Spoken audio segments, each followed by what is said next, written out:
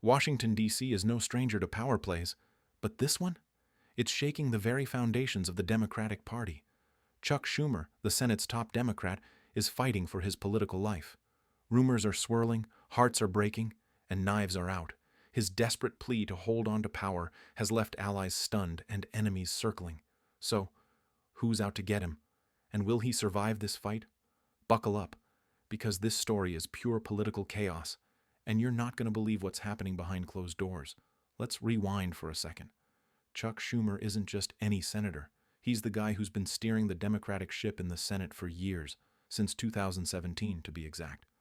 A Brooklyn native with a Harvard pedigree, he's the longest-serving New York senator ever. He's pushed through massive laws like the Inflation Reduction Act and helped confirm a record number of judges. To his fans, he's a master strategist, the glue holding a fragile party together. But to his critics, he's a symbol of everything wrong with Washington, an old-school deal-maker clinging to power while the country burns with change. Fast forward to April 2025. The dust from the 2024 election has barely settled. Democrats are out of the White House, and the Senate is a battlefield. Inflation's still biting, youth turnout has dropped, and Trumpism has returned with a vengeance. In this chaos, Schumer's supposed to be the steady hand. But behind the scenes, murmurs grow louder. He's lost his edge. Then it happens, a leadership challenge. Word leaks that a coalition of House Democrats and Senate progressives is organizing quietly, preparing to shake up the party. At first, it's just speculation. But then emails leak. Private calls get recorded. The message is clear. Schumer's position isn't safe anymore. So, what triggered this rebellion? It comes down to one vote. A bill arrives on the Senate floor. Pushed by a reinvigorated MAGA bloc, it's a funding package loaded with poison pills, slashes to Medicaid, green energy cuts, and zero concessions to Democrats. The choice? Block it and risk a government shutdown, or swallow the bill and keep the lights on. Schumer blinks. He votes with the Republicans. 9 Democrats follow.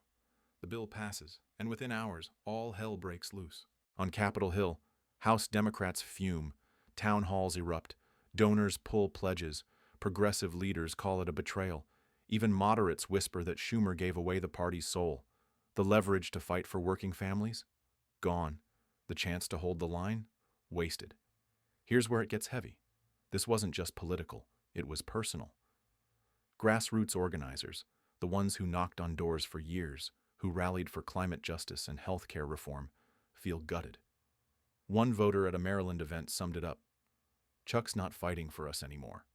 And the pain didn't stop there. 3 major Democratic donors announced they were freezing contributions to Schumer-aligned PACs. Political TikTok exploded with the hashtag #ChuckOut. Memes circulated of Schumer in a MAGA hat. Saturday Night Live ran a brutal sketch showing him being chased out of a union hall by his own base. Meanwhile, Schumer tried to explain. He appeared on CNN, MSNBC, even did a podcast circuit. His message? A shutdown would have given Trump and Elon Musk a blank check to gut America. I made a tactical call to stop that. But the more he defended it, the less people believed it. The problem wasn't the vote. It was what the vote symbolized. Fatigue, fear, a loss of moral clarity. In the back rooms of Capitol Hill, younger lawmakers started huddling. A name began circulating. The Bridge Breakers, a quiet alliance of representatives and a few senators fed up with establishment delay. Maxwell Frost, Ilhan Omar, Raphael Warnock. They weren't just angry at Schumer.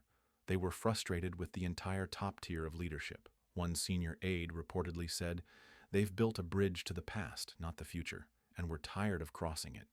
So who's out to get Chuck Schumer? Let's start with the most obvious name, Alexandria Ocasio-Cortez. AOC called the vote a tremendous mistake. But insiders say it goes deeper. She's holding quiet meetings with donors, reviewing internal polling, and even exploring messaging for a potential Senate primary run in 2028. You heard that right. AOC versus Schumer, New York versus New York. Experience versus energy. And that's just one front. In the Senate, Elizabeth Warren's been blunt. He caved, she said, and it cost us.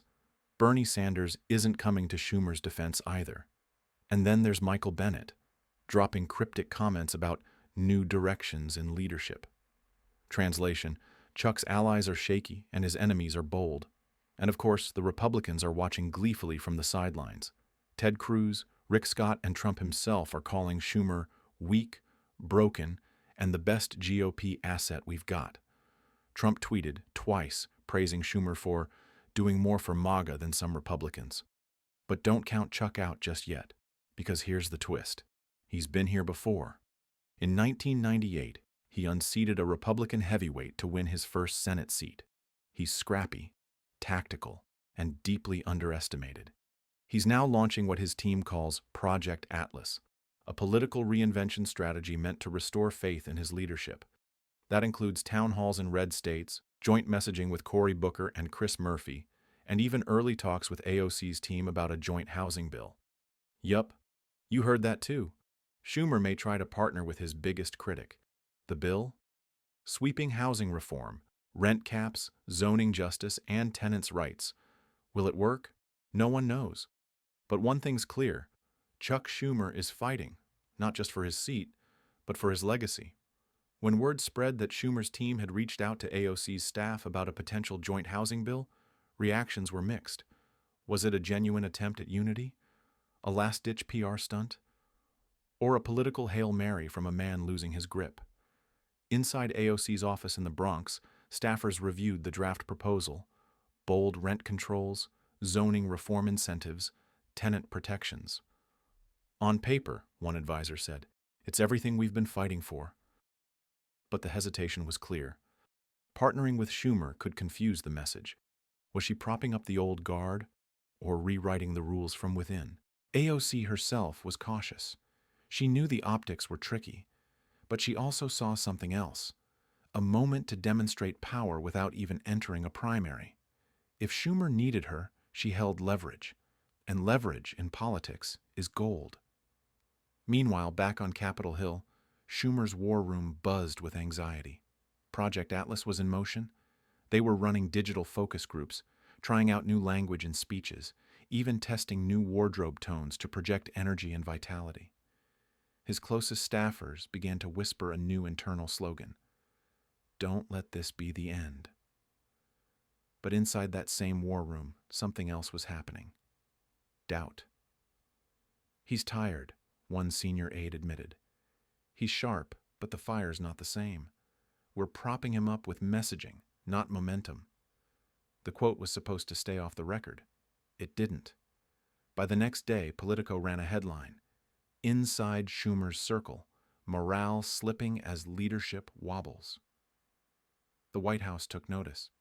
Biden's team, still smarting from the 2024 loss, was in no mood for more instability. Schumer had always been a reliable ally, a tactician, someone who could steer tight votes through a divided Senate. But now, he looked vulnerable. And for Biden, vulnerability was a risk he couldn't afford. Behind closed doors, a debate raged. "Do we back him publicly?" one aide asked. "Not yet," said another. "Let's see what he does next." But Biden made a call. Late one evening, Schumer sat alone in his office, the Capitol mostly empty. A cold cup of coffee sat beside a stack of speech drafts. His phone lit up. "Chuck," the voice came. Calm, familiar, steady. "You don't need to step aside, but you do need to listen, or you're going to lose everything." There was a pause. No threats, no promises, just truth. Schumer didn't say much. He listened, nodded, took a deep breath. When the call ended, he stared at the yellow legal pad in front of him. A resignation draft. Half written, half denied. He didn't tear it up, but he didn't add to it either.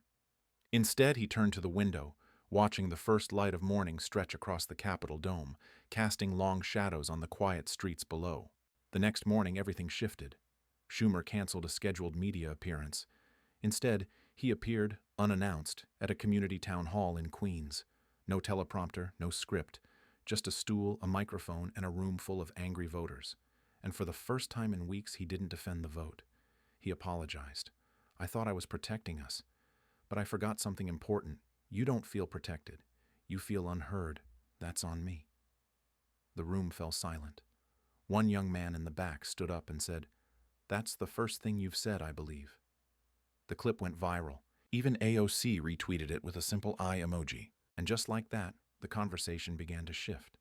The bridge breakers, the informal coalition of younger lawmakers, paused their internal chatter. Maxwell Frost tweeted, "Now this is the Schumer we need, if it's real." But not everyone was convinced. On Fox News, Sean Hannity called it theater. SNL did another sketch, this time with Schumer in a confessional booth. The meme cycle was relentless. Back in the Senate, the leadership question still loomed.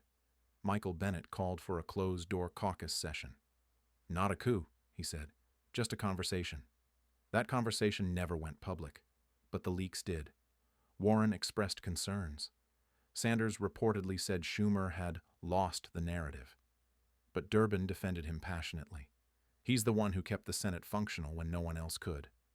And then, another twist. The housing bill. AOC's office announced that she would co-sponsor the legislation. With Schumer, the left exploded. Some called it betrayal. Others called it strategy. A few called it genius. The bill itself was sweeping. It addressed homelessness, rent inflation, corporate landlords, and even offered incentives for first-time homebuyers. Activists said it was the boldest housing bill in decades. But the press didn't care about the details. They cared about the symbolism. AOC and Schumer on the same bill? That wasn't just a policy move. It was a political signal. And it worked. Progressive funders who had pulled support began taking calls again.